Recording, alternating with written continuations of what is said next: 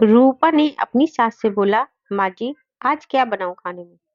माला जी बोली, पूछ तो ऐसे रही है जैसे रोज हमसे ही पूछकर बनाती आई हो। रूपा ने कहा, जिस दिन पापा जी मंडी जाते हैं, मंडी से एक साथ कई सब्जी लाते हैं, तो हमेशा पूछ कर ही बनाती आई हूँ। जब आप लेती हैं तो एक ही लेती हैं, उसमें भला क्या पूछना? माला जी, जबान तो कैची जैसी हो गई है इसकी। देखो तो कैसे जवाब देती है, हर वक्त चलती रहती है। जैसे संस्कार दिए हैं मायके वालों ने, वैसे ही तो दिखाएगी यहाँ। ना खाना बनाना आता, ना घर के काम, बस बहस करवा लो महारानी पर। रूपा बोली, माँ जी, आप मेरे संस्कार की बात ना करें। मुझे भी आपसे बहस नहीं करनी। बताना हो तो बताइए, नहीं तो और भी काम है मेरे पास। बच्चे आते होंगे स्कूल से। रूपा इतना कहकर रसोई घर में चली गई। ये रूपा के ससुराल में रोज होता है। उसके और मनोज के विवाह को इतने साल पूरे हो चुके हैं। 10 साल तक चू भी नहीं किया रूपा ने। बस सुबह से शाम तक सास ससुर, देवर ननंद, पति, बच्चों की खातिरदारी में ही लगी रहती। देवर का अभी पिछले साल विवाह हुआ।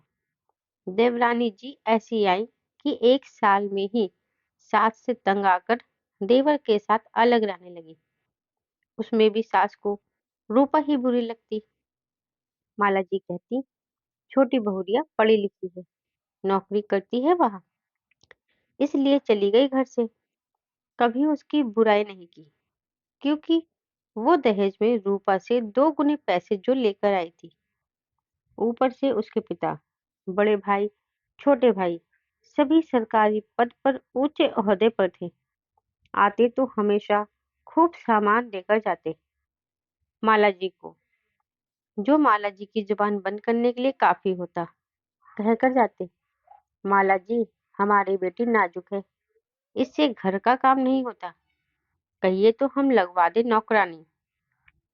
खूब जवाब देती छोटे की बहू, पर मजाल है उसको एक सुनाई हो आज तक माला जी ने, क्योंकि सामान पैसे के लिए सब कुछ सुनने और सहने को तैयार थी माला जी। दूसरी तरफ बेचारी रूपा, गरीब परिवार से, पिताजी किसान, एक भाई, वो भी मानसिक रूप से ठीक नहीं था। इस वजह से बेचारी को हमेशा ताने सुनने पड़ते। जब विवाह करके आई तो मनोज ने साफ कह दिया, मेरे छोटे भाई बहन अब तुम्हारे बच्चे जैसे हैं, इनके विवाह तक सारी जिम्मेदारी हमें ही निभानी है। रूपा भी मनोज की बातों पर खरी उतरी। अपने बच्चों से भी ज्यादा प्यार दिया उसने देवर और ननंद को। बच्चे भी उसके विवाह के 8 साल बाद हुए, क्योंकि मनोज को लगता था कहीं मेरे भाई बहन की तरफ रूपा का ध्यान कम न हो जाए। वैसे तो मनोज रूपा को बहुत प्यार करता था। उसी के सहारे वो माला जी की करेले से भी कड़वी बातों को शहद की तरह घोलकर पीती रही। 1 साल पहले ननंद रानी भी घर से विदा हो गई, पर अब रूपा जवाब देने लगी थी। अब वो भी अपने शरीर मस्तिष्क को आराम देना चाहती थी। हर वक्त कितना सहे? रूपा ने एक बात समझ ली थी, आप जितना जुल्म सहोगे, लोग उतना ही आप पर जुल्म करेंगे। जिस दिन आपने आवाज उठाई उस दिन से कुछ कम हो जाएंगे। रूपा खाना बना रही होती है और अपने सोचों में गुम थी। तभी अचानक दरवाजे की घंटी बजती है। माला जी, ए दी, सुनाई नहीं पड़ रहा? क्या कब से घंटी बज रही है? बहरी हो गई है? दिखता नहीं मैं पूजा कर रही हूँ। बबीता जी इतना कहकर अपने जाप करने लगी। रूपा दौड़ती हुई आई और दरवाजा खोला। अरे सोनम, आप इस समय? सब ठीक तो है ना सोनम? सोनम गुस्से में, अरे भाभी, अंदर भी आने दोगी या सब बाहर ही पूछ लोगी? सोनम रोती हुई चिढ़कर बोली। अपनी बिटिया की आवाज सुनकर माला जी पूजा बीच में ही छोड़कर आ गई। माला जी, सोनम, सब ठीक तो है? रात के इस वक्त तू अकेली आई है या दामाद जी भी साथ हैं? सोनम, माँ अनर्थ हो गया। आपकी बेटी को उसकी सास और पति ने मिलकर धक्का मारकर घर से भगा दिया। और कहा, जा अपने मायके, हमें अपनी मनहूस शक्ल मत दिखाना आज के बाद। माला जी गुस्से में, इतनी हिम्मत उन दो कौड़ी के लोगों की, मुझे तो पहले ही पता था वो ऐसे ही हैं। पर मनोज के बापू कहाँ मानने को तैयार थे। कहते, बहुत संस्कारी लोग हैं, दिख गए उनके संस्कार। तू रो मत बिटिया, आने दे मनोज और तेरे बापू को, फिर देखती हूँ इन लोगों को।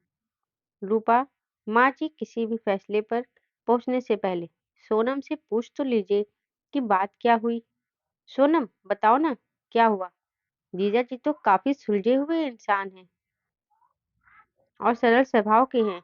मुझे नहीं लगता कि वो बेवजह इस तरह बदतमीजी से बात करेंगी आपसे।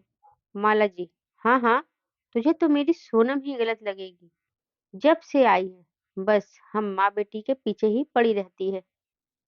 रूपा, माँ जी मैं सोनम से बात कर रही हूँ, आपसे नहीं। तो बेहतर है आप थोड़ा चुप रहे तो बोलिए सोनम, क्या बात हुई। सोनम फपक कर रोने लगी। भाभी, मेरी कोई गलती नहीं, आप ही बताइए, किटी पार्टी जाने में भला क्या बुराई है। आजकल सभी लेडीज जाती हैं। मैंने बस इतना कहा, मैं किटी जा रही हूँ, मम्मी का खाना नौकरानी बना देगी, कोई जरूरत हो तो बता देना। आपके जीजा जी भी बरस पड़े, कहते दिखता नहीं माँ की तबीयत कितनी खराब है। तुम्हारा ये रोज रोज का बाहर जाकर पैसा खर्च करना मुझे पसंद नहीं। अब आप ही बताइए, उनकी माँ तो हमेशा से ही बीमार रहती है, तो क्या मैं अपनी जिंदगी जीना छोड़ दूं। बोलते हैं तुम जब से आई हो घर में नौकरानी का खर्चा, तुम्हारे अनाप शनाप खर्चे इतने हो गए हैं। मुझे छोटी की शादी भी करनी है, इन सब चीजों के लिए पैसा नहीं है मेरे पास। मुझे भी गुस्सा आ गया। मैंने भी कह दिया, भाभी, कंगालों के घर शादी हुई है मेरी, मेरे तो कर्म फूट गए। एक बीमार औरत, एक कंजूस पति, कुंवारी ननद के बीच पिस कर रह गई हूँ मैं ऐसे लोगों के साथ नहीं रहूंगी। मैं ऐसे ही रहूंगी, नौकरी कर लूंगी और अपने शौक नहीं छोड़ूंगी। बस इसी बात पर इतना सुनाया भाभी। नौकरी करनी है तो अपने मायके जाकर करो, जहाँ माँ की सेवा करनी होगी। मैं आ गई इसलिए अब मैं उस घर में कभी नहीं जाऊंगी भाभी। कोई वहां मुझसे प्यार नहीं करता। रूपा, नंद सोनम की पूरी बात सुन सोनम के आंसू पोंछते हुए बोली, ऐसा नहीं है सोनम कि कोई आपसे प्यार नहीं करता, गलती आपकी भी है। माला जी, ये क्या बोल रही है तू। एक तो वो इतनी परेशान है, तू उसी को गलत बोल रही है। यही संस्कार दिए हैं तेरे माँ बाप ने तुझे कि अपनी ननंद को उल्टा जवाब दे। माँ जी, आप बार बार क्यों मेरे मायके और संस्कार को बीच में ले आती हैं। और माँ जी, आप संस्कारों की बात तो कीजिए ही मत।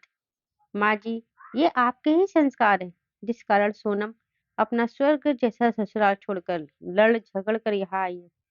अगर संस्कार दिए होते तो अच्छे बुरे की पहचान करना आता इन्हें। मैंने कभी अपनी ननंद नहीं माना, हमेशा बेटी माना है। जब इस घर में आई थी 9 साल की थी सोनम। मैंने इनसे कहा, कितनी छोटी है मुझसे। उन्होंने कहा, सोनम मेरी बेटी जैसी है, उसकी आंखों में कभी आंसू मत आने देना। और मैंने ऐसा ही किया। सोनम, क्या गलत कहा जीजा जी ने। पता है आपको, जब मैं ब्याह के आई यहाँ, तब आपके भैया ने साफ कह दिया, मैं कोई खर्चा नहीं दूंगा तुम्हें फिजूल के खर्च के लिए। मेरे सामने दो बड़ी जिम्मेदारियां हैं, मेरे छोटे भाई बहन, पिताजी बीमार रहते हैं, आमदनी का जरिया सिर्फ मेरी छोटी सी नौकरी है। आप लोगों की देखभाल के कारण ही हम लोगों ने कोई बच्चा नहीं सोचा। पर रोज रोज के माँ जी के ताने भी सहे लगते थे, बाज ही रहेगी ये, जरूर कोई कमी है इसमें, तभी तो बच्चे नहीं हो रहे। अरे हमारे कर्म फूटे थे जो ऐसी बहू हमें मिली। तब मेरे स्वाभिमान को ठेस पहुंची। मैंने कह दिया आपके भैया से, समाज मुझे जीने नहीं दे रहा है, अपना फैसला बदल दो, एक बच्चा कर लेते हैं, आपके भाई बहन की कोई अनदेखी नहीं होगी। तब जाकर गुड़िया मेरी गोद में आई। दिन भर माँ जी के ताने, घर के कामों में लगी रहती। शायद ही कभी मैंने बाजार का रुख किया हो, मन मार कर रह जाती। अगर मैं भी आपकी तरह घर छोड़कर चली जाती तो क्या जो स्थिति इस घर की है वो होती। आप अच्छे से जानती होंगी सोनम, क्या मैंने कभी आपको कुछ गलत समझाया? प्यार में कोई कमी रखी? आप बहुत किस्मत वाली हैं, जो जीजा जी के रूप में आपको बहुत ही समझदार और आपको बड़ा ही बेइम्तियाज प्यार करने वाले पति मिले हैं। आप यहाँ झगड़ा करके तो आ गई, पर वहाँ जीजा जी का क्या हाल हो रहा है, क्या आप जानती हैं? आपके घर से निकलते ही दौड़ते हुए आपके पीछे आए, पर तब तक आप गाड़ी से निकल चुकी थी। बता रहे थे रूपा, भाभी, सोनम शायद आपके पास आ रही है, बहुत गुस्से में है, उससे कुछ मत पूछिएगा, वैसे ही बहुत परेशान है। गलती मेरी ही है, अपनी प्यारी सी पत्नी की छोटी-छोटी ख्वाहिशें भी पूरी नहीं कर पाता। बहुत असफल इंसान हूँ मैं। बस माँ को खाना खिलाकर दवाई देकर आता हूँ सोनम को लेने। सोनम, क्या भाभी, क्या आप सच कह रही हैं? उन्होंने आपको पहले ही बता दिया था? मेरी कोई बुराई, कोई गलती नहीं बताई? फिर आपने बताने में इतनी देर क्यों की? रूपा, मैं बस आपको समझाना चाहती थी कि रिश्ते खत्म करना बहुत आसान है, पर उन्हें संजो कर रखना बहुत मुश्किल। तो क्या फैसला किया है आपने? कमरे में सामान रखवा दूँ आपका? आराम से यहीं रहिए, किटी पार्टी कीजिए। सोनम, क्यों शर्मिंदा कर रही हैं भाभी? मुझे अपनी गलती का एहसास हो गया है। मैं भी कितनी नासमझ हूँ, अपने पति को ही नहीं समझ पाई।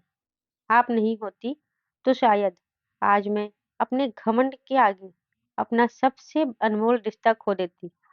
थैंक यू सो मच भाभी, आप दुनिया की बेस्ट भाभी हो।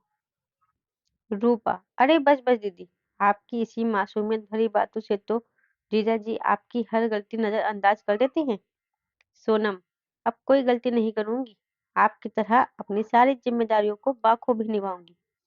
रूपा, ये हुई ना बात, वो देखिए आपको कैसे निहार रहे हैं जीजा जी गेट पर खड़े। सोनम छिप गई। तब तक मनोज और उसके पिताजी भी आ गए। पिताजी, अरे माला, ये क्या हो रहा है? दामाद जी आए और तुरंत चल दिए। माला जी, कुछ नहीं, बस आज कुछ रिश्ते पक्के हो चुके हैं। किसी के संस्कारों ने आज एक घर बर्बाद होने से बचा लिया। माला जी आज रूपा को पूर्ण रूप से अपना चुकी थी। दोनों सास बहू एक दूसरे से लिपट कर सालों के अपने रिश्ते को प्रेम रूपी माला में पिरो चुकी थी। माला जी के मुंह से बस इतना ही निकला, हे ऊपर वाले, मेरी रूपा जैसी बहू सबको देना। रूपा भी अपनी सास को निहारती रह गई। जिस प्यार के लिए वो बरसों से तरसती आई थी, आज वो उसकी झोली में था। रूपा ने नामुमकिन को भी मुमकिन कर दिया। आज रूपा बहुत खुश थी। दोस्तों, कहानी अच्छी लगी हो तो वीडियो को लाइक और शेयर करें, और आगे ऐसी कहानियां सुनने के लिए मेरे चैनल को सब्सक्राइब जरूर करें। धन्यवाद।